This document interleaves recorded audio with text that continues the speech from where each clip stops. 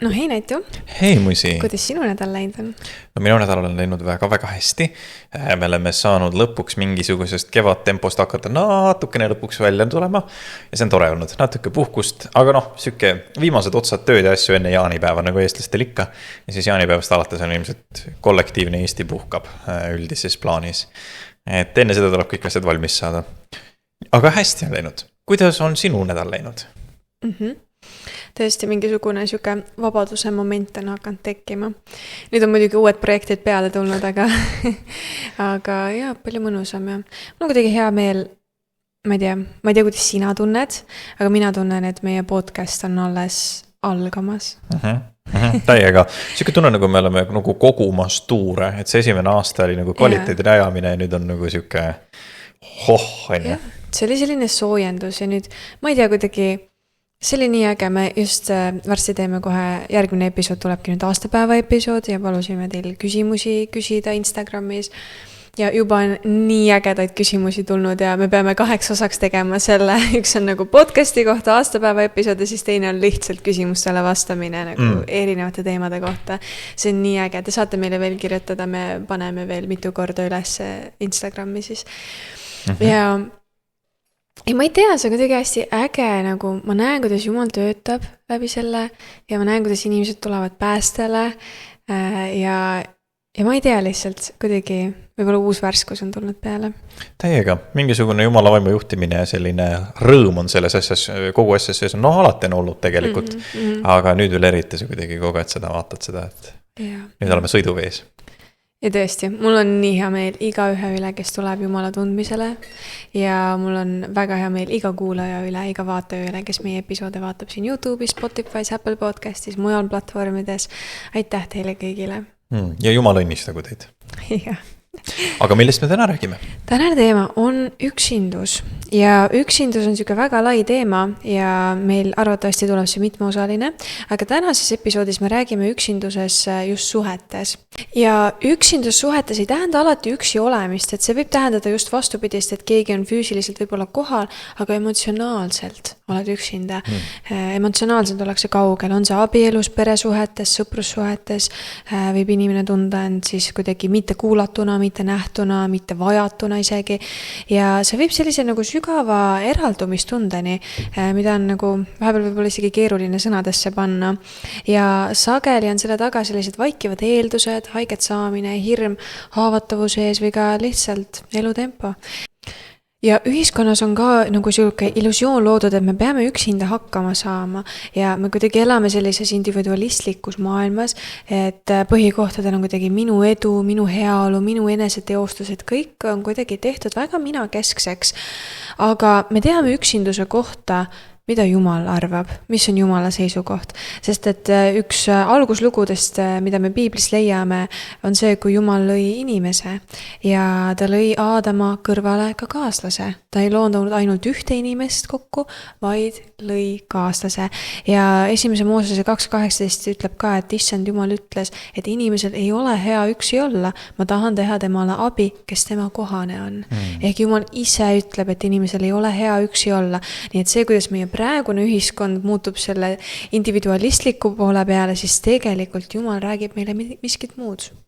Täiega kusjuures.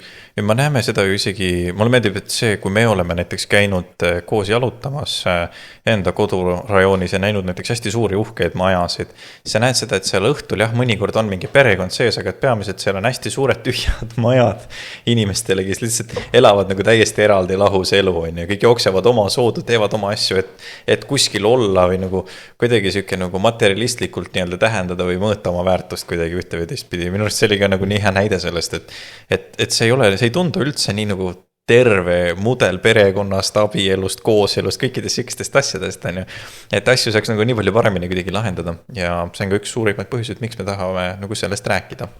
Lisaks sellele meil tekib nagu tänu selle ühiskondlikule sellisele vaatele või survele tekib selline mõõdikus edust ja ebaedust, on ju, et me vaatame, mõtleme, et kui me mingeid asju valime valesti, siis meie elu saab nagu läbi kohe, on ju, ja kui me midagi kuskil eksime, et siis on homme kõik läbi ja meid hüljatakse, visatakse nurka, me oleme väärt mitte midagi, on ju, ja kuidagi on tekkinud selline illusioon.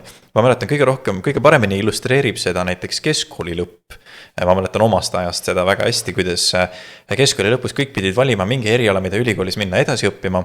Ja kui sa nagu sisse kuskile ei saa või ei saa tegema seda, mida sa tahad, siis sa oled kuidagi nagu läbi kukkunud, on ju, või see tunne oli siuke, nagu sa oleksid läbi kukkunud, on ju. Tegelikult nagu ausalt öeldes kedagi väga ei huvitanud, on ju. Ja reaalelu tagantjärgi näitas seda, et umbes 30% nendest, kes üldse mingi karjääri valisid, jäid sinna karjääri peale, et ülejäänud tegelikult valisid midagi muud oma elus. Ja mis tähendab, et tegelikult elu ei ole üldse nii mustvalge, kui tundub, aga me kuidagi oleme loonud ise endale sellise mustvalge illusiooni sellest, kuidas me mõõdame edu ja ebaedu enda elus ja see kõik sõltub ainult meie pingutustest, tulemustest ja mingitest faktoritest, mida me isegi ei kontrolli tegelikult alati, on ju. Ja see on nii tohutult ebaterve ja selline, tekitab meis sellise üksinduse ja sellises nagu kannatuse, mida tegelikult see meie sees üldse ei peaks olema. Mis annab veel nii-öelda hagu juurde sellele kõigele on see, et meil on siuke tunne, et me peame kõike tegema täna, kohe ja praegu, et me peame 24 tunni sisse mahutama 96 tundi tööd, elu, pere, kõike muud asju ka. Ja see on nagu kohutavalt ebanormaalne. Kallis, äkki sa räägiksid meile natukene sellest, kuidas milline on kiire elutempo ja mida see meiega teeb? Ja meie esimene punkt üksinduses suhete juures tulebki esile kohe kiire elu. Et elu on aetud nii stressirohkeks ja inimesi üritatakse kuidagi rattasse kinni ajada, et me oleks nagu pidevas ajapuuduses, mis tõttu ei jõua panustada suhetesse ning seetõttu me jääme ka isoleerituteks. Me ei pea enam ise kõndima kuidagi Tallinnast Tartusse, me ei pea käsitsi pesu pesema ja nii edasi. Meil on nii palju mugavusi loodud siia maailma, et oleks rohkem aega ja ometi see aeg kaob ainult kiiremini kätte vahelt ära. Jaa, täiega. Ja siis me veedame veel oma seda aega nende mugavuste peale ka nagu täiesti mõttetult. Ma olen tähele pannud, mul on endal meeles ülikooli ajast seda, kuidas väga tihti mul oli nagu tunne sees, et ma peaksin, täna mul on puhkepäev, mis ma teen, ma istun kodus üksinda mingin päevad arvutimänge, ülihea puhkusi viis. Ja siis päeva lõpuks sul on alati sees siuke tunne, nagu ma oleks täiesti oma päeva raisku lasknud. Ilgelt puhanud tunne, aga nagu, tegelikult sa ei ole mitte midagi saavutanud, mitte midagi teinud, mis tegelikult midagi väärtuslikud looks nii sinu suhetesse või elusse üleüldisemalt. Ja siis tekkiski mingi hetk see arusaam, et tegelikult ka puhkemomentidel tasub nagu puhata kuidagi targemalt, et sa pead vaatama ja pidama silmas kogu aeg seda, mis on tegelikult oluline. Ja siis lähtuma nendest asjadest, et sa ikkagi veedad oma aega väärtuslikult ja sihitult ja see on meeletult oluline. Sest et kui me oma aega nagu ei kontrolli ja kui me lihtsalt kulgeme siit läbi ja laseme sellel tempol täiega ennast sellesse pesumasinasse nagu või rattasse lükata, siis varem või hiljem me põleme läbi. Jaa, täiesti. See selline kiire elutempo, mida praegune ühiskond kaasa toob, see pidev sotsiaalmeedias olemine, ekraani taga olemine, kiire, see tekitab meis sellise nagu ka dopamiini addictioni, dopamiini sõltuvuse ja meie aju on nagu pidevalt üle kuumenemas. Et korraks saad võib-olla und, saad rahu, aju rahuneb maha ja siis hommikul jälle hakkab undama täiskiirusel. Ja ma mäletan ise ka, et kui ma mingi hetk nagu tõesti vist põlesin läbi oma kõikidest asjadest ja ma muutusin nii isoleerituks. Sellepärast, kui su aju on nii üle kuumenenud, siis isegi telefoni vastuvõtmine, kui keegi helistab, tundub nii õudne tegevus. See tundub hirmus, see tundub õudne. Sul tekib sotsiaalne ärevus lihtsalt sellest, et sa tegelikult oled läbi põlenud. Et sa tegelikult oled, su aju ja kõik, su aju ja keha on kõik selles võitleja põgene režiimis tegelikkuses ja sa ei anna puhkust, sellepärast sa oled pidevas sellises info ülekülluses, mida teeb see sotsiaalmeedias olemine ja no üldse arvuti taga olemine, on ju. Kui sa just teadlikult ei eemalda neid asju sealt. Et tõesti, ja siis ma mäletan, mu sõbrannad vahepeal kasutasid lauset, et helistaks nagu surnu kuuri, et kunagi vastu ei võta. Ja see kestis nagu mingi 1,5 aastat umbes. Ja mäletan, mul oli üks väga armas sõbranna, kes oli nagu mingi, et sa oled lihtsalt läbi põlenud. Et see on okei, võta oma aeg, võta puhkuse momente, võta mul asjad vähemaks ja et kui sa kas või 1,5 aastat mulle ei kirjuta ega helista, et okei siis on ju, et nagu siis on nii, et pole hullu. Ja ikka oled minu parim sõber edasi on ju. Ja selles mõttes nagu see läbipõlemine, mis tekib sellest kiirest elust, lihtsalt on nii laastav ka meie suhetele. Aga miks on vaja panna siis nüüd stopp sellele kiirusele ja prioritiseerida suhteid? mulle väga meeldib üks pastor, ma avastasin aastal vist 2020 või kuskil niimoodi, mees nimega pastor John Mark Comer, kes tegi raamatu ja jutluse seeria ja tal oli täitsa isegi teenistus, mille nimi oli inglise keeles The Ruthless Elimination of Hurry ehk otsetõlkes see on kiiruse jõhker eemaldamine enda elust. Ja Comer väitis, et liigne elutempo varastab meilt ära võimekuse keskenduda, mõtiskleda, puhata ja olla laiemas pildis üleüldse terved. Ja ta tsiteerib oma raamatu sissejuhatuses filosoofi Dallas Willard, kes ütleb niimoodi: kiire tempo on igapäevase vaimuliku elu suur vaenlane. Sa pead jõhkralt eemaldama liigse rutakuse enda elust, muidu ei jää midagi alles sinna. Ja mulle nagu väga-väga meeldib see mõte, et just see sa ei saa keskenduda, mõtiskleda ja puhata. See on nii õige, kui sa oled kuskil meeletus oravarattas, sa lihtsalt tõmbled ja toimetad. Ja ma tean, et Comer ja ta abikaasa avastasidki mingi hetk, et 3 lapse kõrvalt, 2 töökoha kõrvalt ja teenistuse kõrvalt nad elavad oma elu niimoodi, et nad ei ole vist 3 aastat nagu elanud oma elu, et see on lihtsalt siuke, peaaegu et mõttetu tegevus. Ja siis nad tõmbasidki lihtsalt käsipidurit, ütlesid, jätsid ühe asja endale 2 peale alles. Jumala teenistus ütlesid, et no jumal, aita meil need kuidagi toime tulla ja kasvatame lapsi ja teeme jumalate riiki, jumalate kuningriiki. Ja see oli kuidagi nagu, see mõjus nii positiivselt, et nad ütlesid, et mitte ainult nad ei saanud paremini kontakti Jumalaga, nende vaimne nagu elu ja tasakaal läks paremaks, vaid et nad olid ka suhtes ja pereelus palju õnnelikumad. Nad olid kodus nagu rohkem present või nagu kohal, nad reaalselt suhtlesid, reaalselt olid oma lastele toeks, reaalselt nagu nautisid elu kõik koos, eks ole. Ja tänu sellele siis John Mark hakkaski ringi käima ja jutlustama, ütlema inimestele, et kuulge, hei, et sellises kiires ühiskonnas, mis meile meeletu survega aeg selge paneb, me ei üldse kristlastena, me ei ole kutsutud olema, kuidas see lause oli, mäletad? Meid ei ole kutsutud olema hõivatud, vaid meid on kutsutud olema viljakad. Täpselt nii kusjuures. Ja tema resoneeris oma eluga täpselt sama sõnumit. Ja ma sain kuidagi aru, et Jumala asjadesse tegelikult ja üleüldse elusse tasubki suhtuda sellise nagu mõttega, et sinu sees on selline rahu ja selline keskendumisvõime ja selline seisma jäämise võimekus. Et su elu ei ole selline lakkamatu oravaratas. Et mina tooks esimese asjana välja John Mark Comeri mõtted, mulle väga-väga meeldivad need. Ja tõesti, sest et me peame jõudma nagu selle mõtestatud eluni, et me ei kulgeks läbi lihtsalt elust, sest et muidu me ei ole viljakad ja me peame välja murdma sellest isoleeritusest ja kristlastena eriti, miks see aja võtmine suhetele on nii oluline, sellepärast, et suhted on üks suurimaid osasid evangeliseerimisel tegelikult, jüngerlus, mentorlus on ju. Ja ma just lugesin täna hommikul ühte uuringut, see oli väga huvitav uuring, ma rääkisin sulle sellest.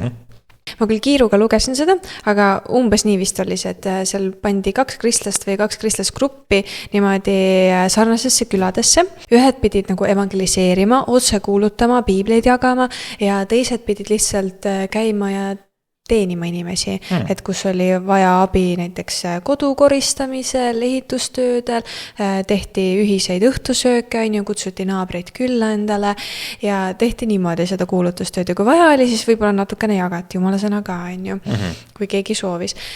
Ja siis selguski, et peale mingit perioodi siis see esimene grupp, kes evangeliseeris, nende kaudu tuli 3 inimest kogudusse ja see teine, kes käis ja teenis, nende kaudu tuli 80.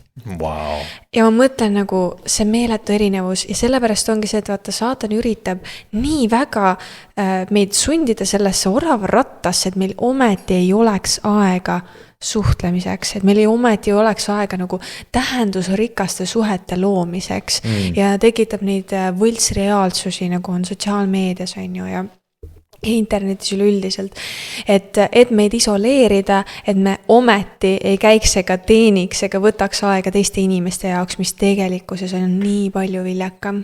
Täiega nõus.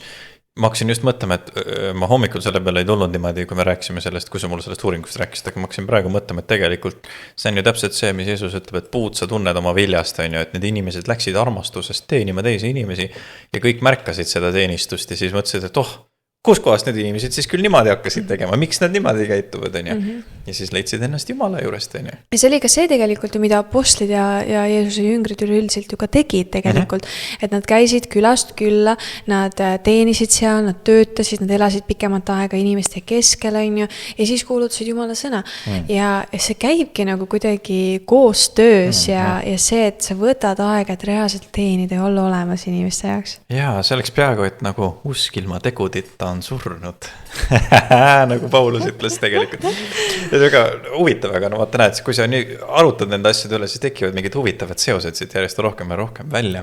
Aga kuidas me murrame välja sellest isoleeritusest ja kuidas? Väga hea küsimus, kuidas?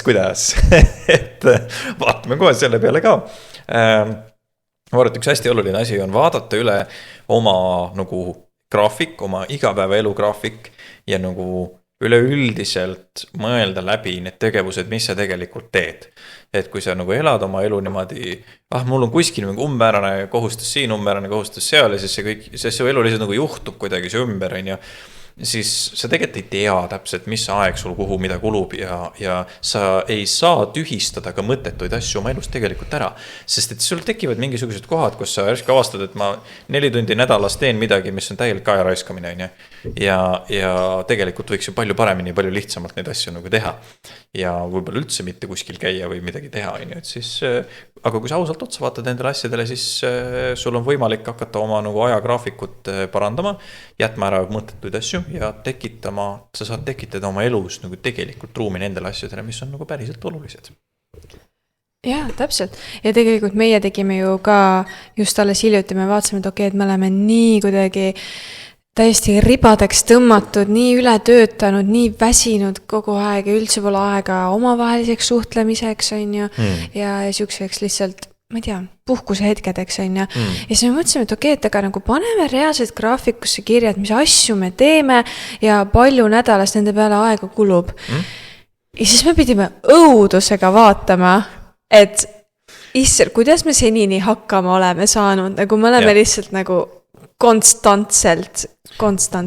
Me saime mõlemad kuskil, no ütleme, töö ja kõige muu kohustustega kokku niimoodi, et meil on nagu 2 täis töökohta, oleks mõlemal korraga samal ajal. Ja siis me mõtlesime küll, et see vist ei ole normaalne.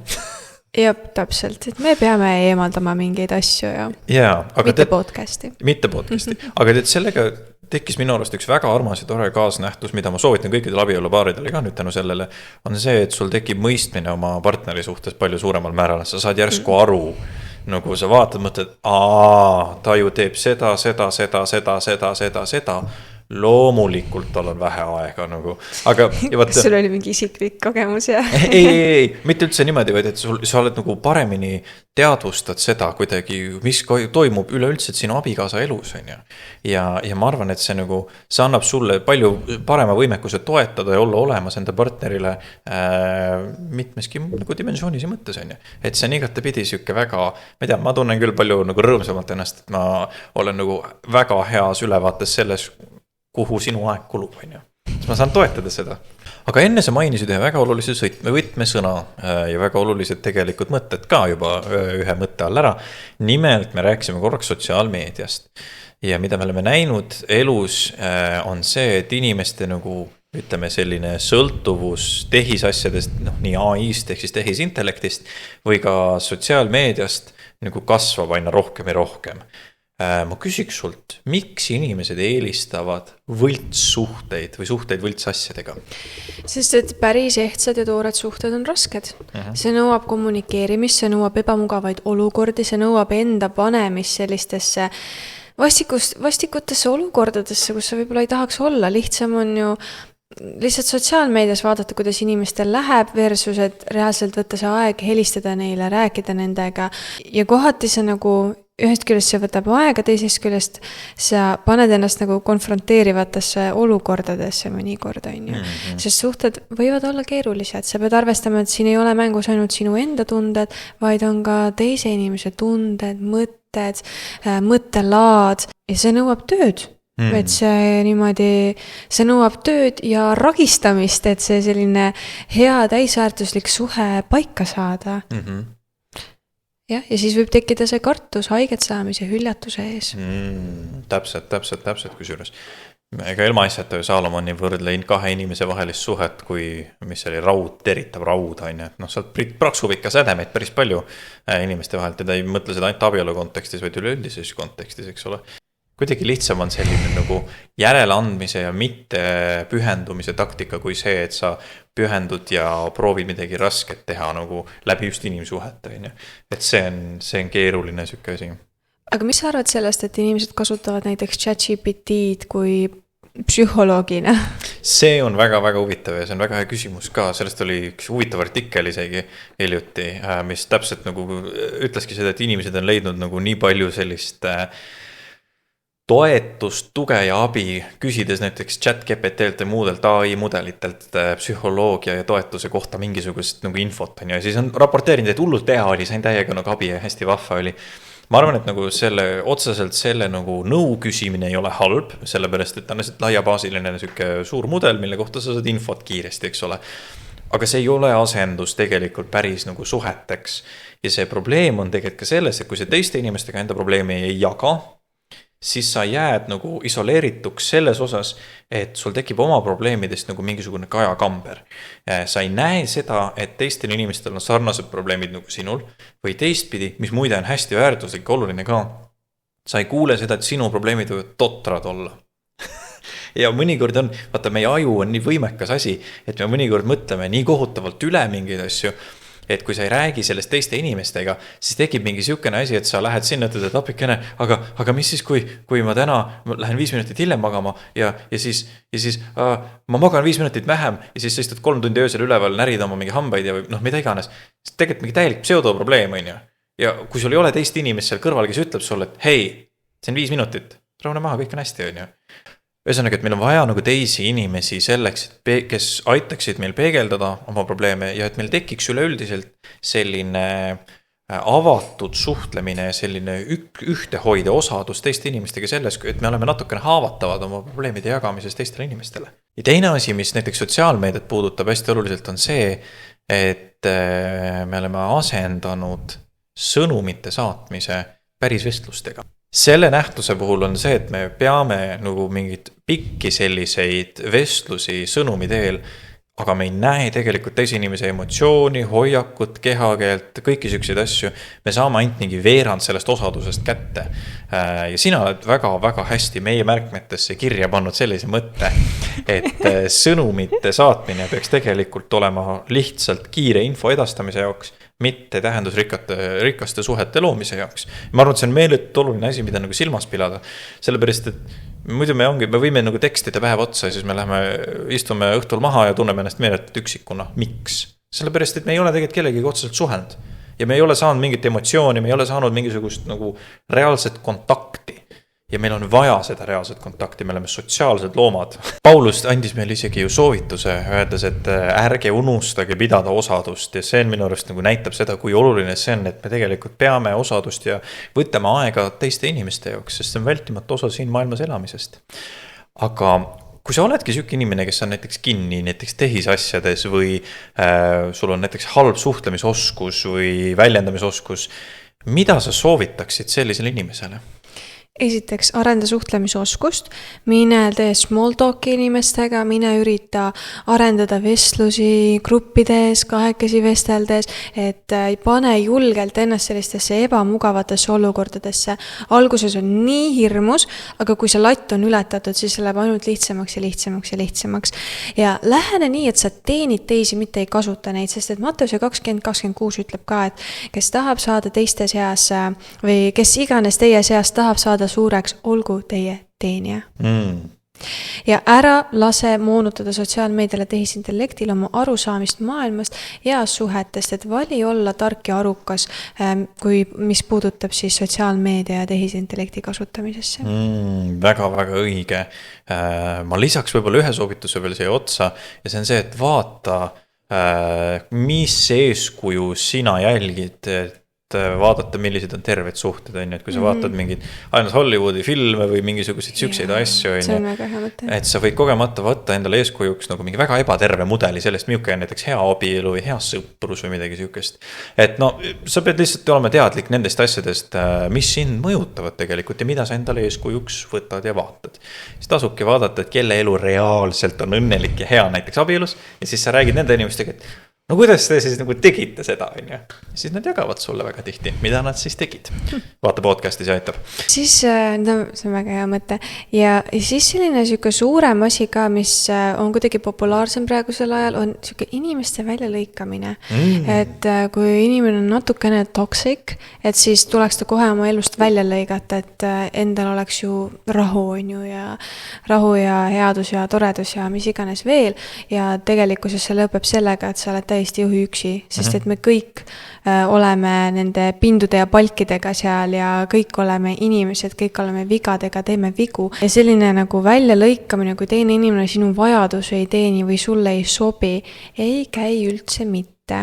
Muidugi on oma nagu variante küll selles välja lõikamises, kui inimene tõesti teeb haiget sulle ja tõesti on nagu väga vastikult käitub ja kel ta peab eemaldama oma rahu ja närvide huvides, on ju, aga kuidagi ka ma vaatan, et selles praeguses meie ühiskonnas on natuke üle võlli mindud sellega. Ja ma nõustun täiega.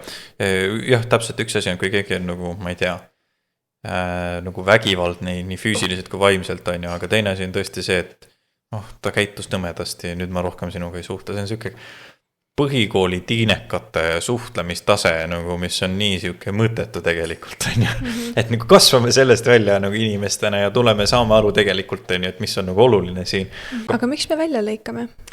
Väga hea küsimus. Ma tooks võib-olla paar põhjust siia välja. Kõigepealt ongi täpselt see, et keegi käitus halvasti sinu suhtes ja sa ei suuda kuidagi üle saada sellest või sa kuidagi pead ise ennast seda nii suureks reetmiseks, et nüüd on nagu maailm läbi, on ju, maailm otsas. Ma tegelikult peaks nagu ütlema siin kohas natukene karmilt, et saa üle. Sellepärast, et kõik teevad üksteisele haiget, varem või hiljem. Suhetes on palju mööda rääkimist ja seda väga siiralt muidega heade kavatsustega. Me võime üksteisele täiesti kogemata ju haiget teha. Ja minu ema kunagi ütles väga huvitava mõtte selle kohta, et naljaks asi on see andeks andmine. Et me peame ju isegi andeks anda nendele inimestele, kes kogemata meile haiget teevad. Aga see jääb ikkagi meie teha, neile andeks anda. Ja see on meie ülesanne seda ju teha nendega. Ja ma arvan, et see on nüüd see oluline rõhk, mille peale nagu silt panna või mille peale rõhk panna. Et meie peame inimestele andeks andma ja me peame üle saama. Ja siinkohal tegelikult tuleb Jumal appi ka. Kui sa tunned, et keegi on sulle haiget teinud ja sa ei suuda talle andeks anda, palu Jumalat appi. Ja Jumal tõesti aitab sulle andeks anda inimesele. Tema tekitab sinu sisse selle võimekuse öelda, et okei, tead, ma lasen selle lahti ja lähme siit edasi sõpradena. Ja siis räägi oma suhted selgeks selle inimesega täpselt samamoodi. Edasi on kõik juba nagu rõõmus. See tugevdab suhet muide ka veel kõigele lisaks. Aga mis põhjuseid sa veel tooksid siia juurde? Ja su punkti juurde ma tooks ka välja selle, et see kommunikeerimisoskus on nii oluline. Et täpselt, et sa ei jookse ära, sa ei jookse oma probleemide eest, vaid sa vaatad neile otsa ja sa õpid kommunikeerima, õpid nagu probleeme, konflikte lahendama, sest see tegelikult kasvatab meie iseloomu väga palju. Meie iseloom ei kasva heades aegades ja kui sa oled meeletus, rahus ja õnnes, on ju, vaid et siis need asjad püsivad stabiilsena, on ju. Aga see kasv toimub väga palju just nendes rasketes olukordades, nendes konfliktides, millega me silmitsi oleme.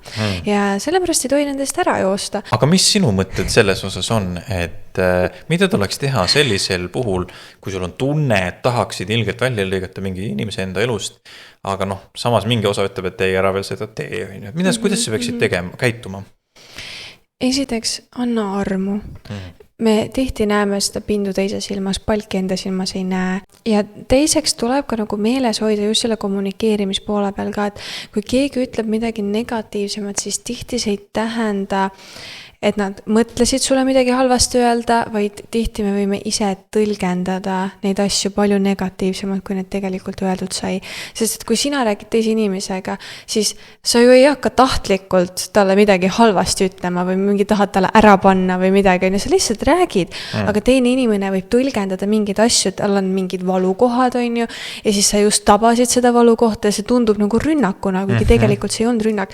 Ja sellepärast on nii oluline nagu kommunikeerida oma vahel, sest et me loeme nii palju sisse nendesse pilkudesse ja olukordadesse ja et oi, ta arvab minust nii kehvasti ja see arvab minust nii, sest ta ütles mulle selle ühe sõna, aga tegelikult see inimene ei mõelnud niimoodi ja siis see on nagu täielik selline mõttetasandil tülide tekitamine, mõttetasandil konflikti tekitamine, mida tegelikkuses ei ole seal ja mis laheneks ära kohe, kui sa kommunikeeriks.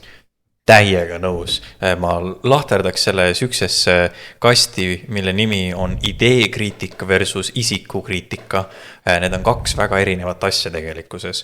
Ma mäletan ja minu arust siin üks asi mängib väga olulist rolli, mida me oleme ise mõlemad oma elus näinud, on näiteks ülikoolis käimine ja haridus üleüldiselt, sellepärast et vaata lugemisel, kui sa oled nagu konfliktis, kui sa oled silmitsi ideedega, mis on konfliktis võib-olla sinu enda uskumuste või arvamustega, sa õpid toime tulema nendega, mis on nagu sinu vastas olevad ideed.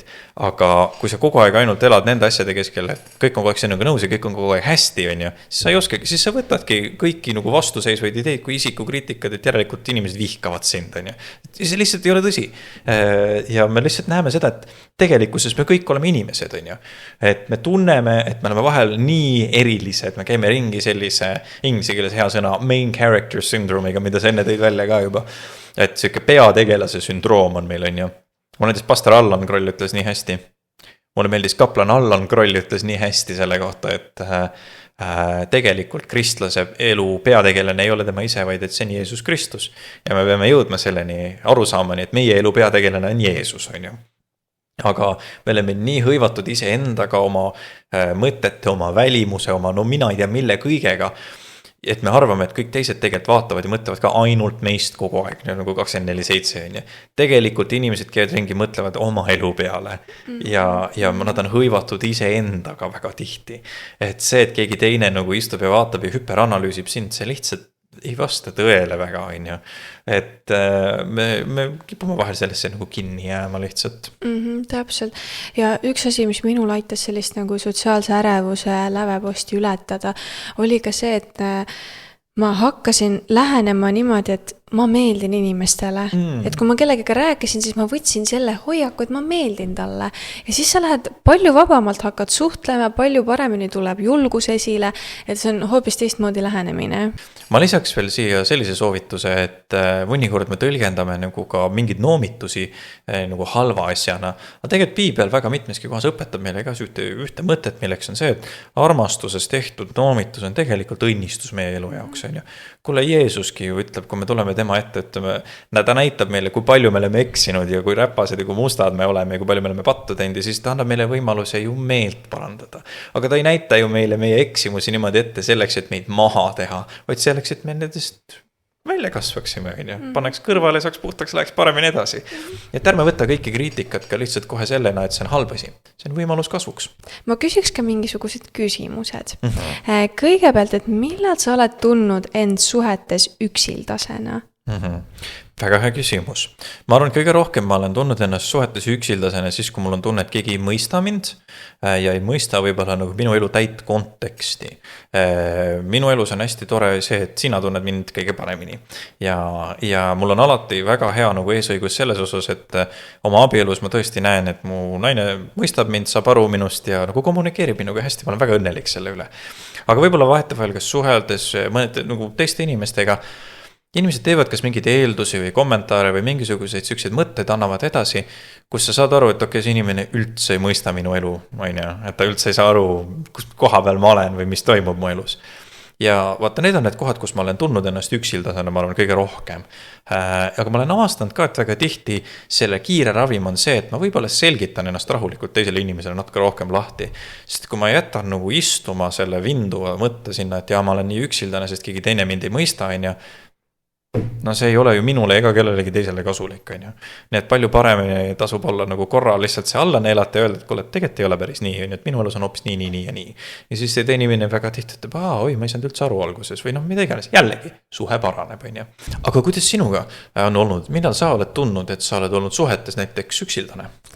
Ma arvan, minu jaoks kõige selline suurem nagu üksinduse tunne tekkiski siis, kui mul oli äkki mingi 3-4 aastat tagasi selline suurem sõprusgruppide vahetus, et me olime just suht abiellumas, abiellunud on ju umbes sellel perioodil toimus see, kus mingid mu sõbrad, kes olid minuga terve teisme ja varatäiskasvanu iga järsku kuidagi mingite olukordade tõttu, kas vaikselt lõpetasime suhtlemise või kuidagi läksid ära ja siis mingi periood ma tundsin, et mul oli küll siin mu parim sõber, on ju, parim sõber ja abikaasa ja mu pere, kes oli väga lähedane, on ju, aga mingi hetk ma tundsin ennast väga üksinda, et mul ei olnud nagu mingit südamesõpru ja ma sain aru, et okei, et see on lihtsalt praegu, et ma saan aru, Jumal, et ma usaldan sind, et sina näed seda suuremat pilti, sina tead, miks see vajalik praegu on, et see on jube valusad nagu suhete lõpud olid, aga ma ütlesin, et okei, siis, et ma usaldan sind, Jumal, ma tean, et sa tood mind välja sellest, ma tean, et sa tood mulle need õiged inimesed ümber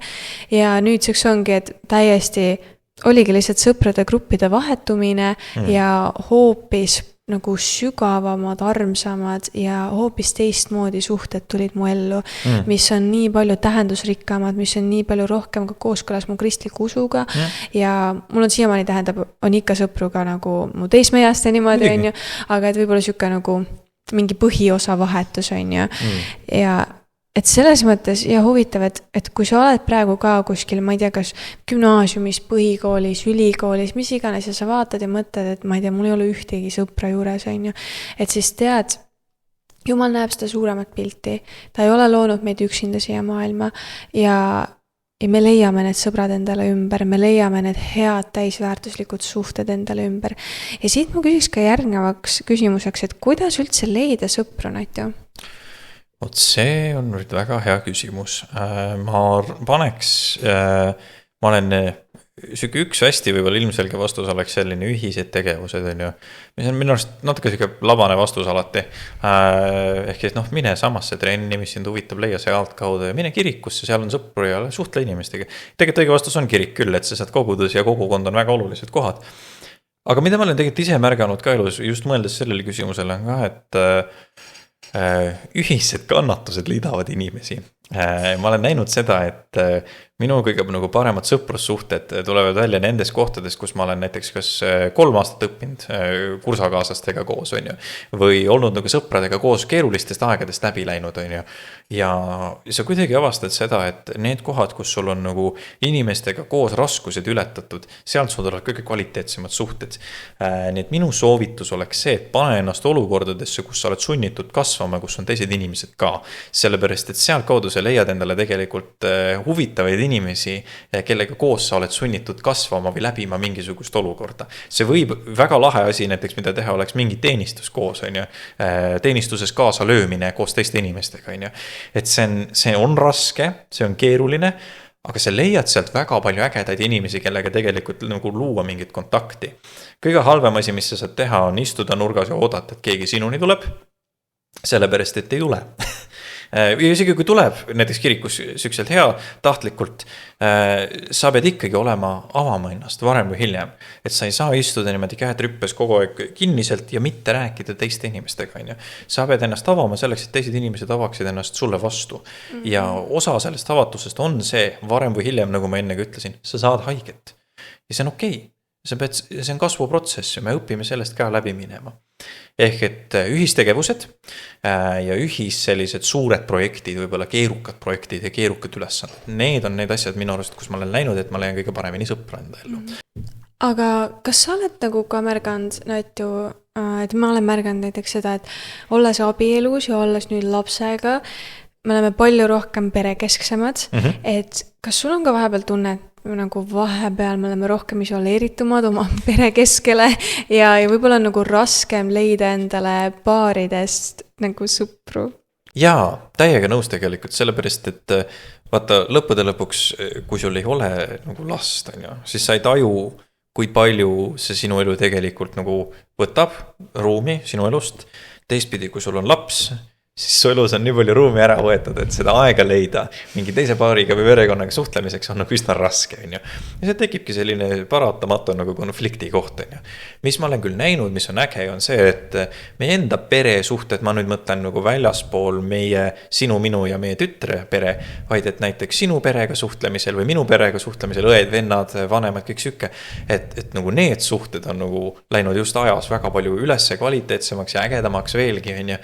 Et kuidagi need ühispinnad on läinud hästi-hästi väärtuslikuks ja ägedaks, sugulastega täpselt samamoodi, on ju. Ja ma arvan, et selline pere tähtsus on meie mõlema elus kasvanud. Mis sa arvad? Ja kui sa oled emme lapsega, tunned natukene eraldatust, tunned, et sa oled natukene üksi jäänud, siis täiega otsi endale emme sõbrannasid. Nagu ma olen nii tänulik, et meil koguduses on nii armsad mul tekkinud emme sõbrannad, kes ise hakkasid kirjutama ja nagu ise võtsid initsiatiivi, sest too hetk, kui ma lapse sain, see oli nii ülekoormav, nii selline, ma olin nii selles sees, et ma ei saanud aru, et ma olen ennast nagu eraldanud kuidagi, on ju. Ja see oli nii armas, kuidas nii paljud inimesed või nagu nii mitu sükest emme sõbrannad kohe võtsid kokku ja nagu hoidsid mind, toetasid ja me saime väga headeks sõbrannadeks, on ju. Et selles mõttes on mega armas ja tõesti peab olema nagu seda julgust väljapoole minema. Et sa paned ennast väljapoole, et sa lähed ja suhted, et sa reaalselt kirjutad, isegi kui keegi on tutta, siis tegelikkuses ma arvan, et inimestel on väga hea meel luua uusi suhteid. Minul küll on. Teega. Minu arust see oli ka, aga minu arust see on ka väga hea näide just need toetavad emmed, kes sulle toeks tegelikult tulid, see on sõprad juurde. Vaata, see on koguduse üks suur väärtuseid. On täpselt selline osadus, kus sa saad nagu siiras armastuses üksteist toetada, kus sina näed ka tuge, on ju. Mina olen samamoodi meestelt niimoodi saanud tuge ja toetust ja see on nagu, see kohe tunned ennast nagu ühe osana, sa tunned seda, et okei, mu seljatagune on kaetud, on ju. Nii lahe on see tunne. Me peame lõpetama nüüd, mälud sai otsa. Ruum sai otsa. Ühesõnaga, sellele episoodile tuleb, me teeme alati nii kaootilised lõpud. Jaa, hei musi. Teeme alati nii kaootilised lõpud, aga oota, lõpetame kuidagi selle episoodi ära. Ühesõnaga, sellele episoodile tuleb võib-olla teine, kolmas episood ka muudel teemadel, üksinduse teemadel, mitte ainult suhetes. Ja vahepeal tuleb meie aasta episood, muud episoodid, võib-olla külalisi episoodid. Ja tõesti, meil on nii hea meel, et te vaatate meie episoode, kuulate, tõesti, aitäh teile kõigile. Ja Naitu, mis on sinu lõpetavad mõtted tänase episoodi kohta? Väärtustage enda elus inimesi, armastage tugevasti teisi inimesi ja teadke, et meie armastame sind, aga Jeesus armastab veel rohkem ja näeme juba järgmine episood.